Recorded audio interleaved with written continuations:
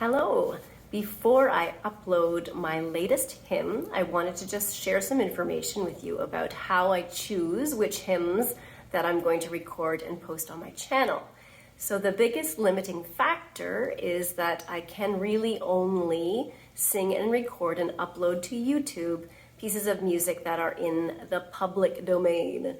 So in my very limited knowledge, here in Canada, that means that anybody who owns a copyright to that music, so who authored either the text or the tune, they have to be deceased a minimum of 50 years.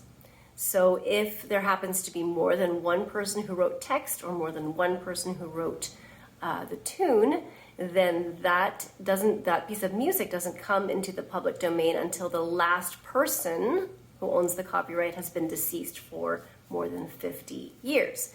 So, which brings us to the joys of the treasure trove of the music from the late 19th century and the early 20th century, and the 21st century, obviously. So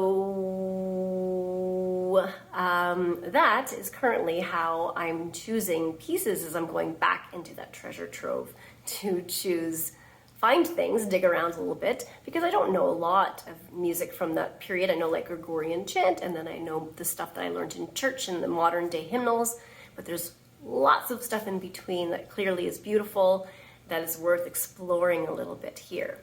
So that's how I'm currently looking at music, and I'm just kind of listening to things. I have some old hymnals from the 19th century that I'm looking at, and from the early 20th century. So I'm just kind of plunking them out on the keyboard, which is just my laptop. There's like a virtual keyboard part of my laptop, and just seeing what kind of speaks to me, whether it's really just the melody or it's a combination of the melody and the text together.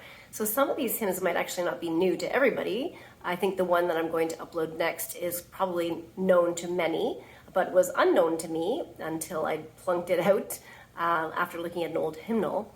So that's what I'm doing currently. So although there's many beloved hymns that we know from going to church that we sang growing up, I can't record them because then I'll either be given a copyright infringement notice, which means they can monetize my videos, insert ads of whatever products they want into my singing, or they could just not allow me to upload my music at all. So I don't want to do that. I don't want to infringe on anybody's copyright ownership. So I'm going to just enjoy discovering some of these beautiful old hymns that exist and maybe learn a thing or two in the process. So I hope that these hymns also speak to you, touch your soul, help you to express what you feel in your heart about God's love and your faith. And we'll talk to you soon. Bye.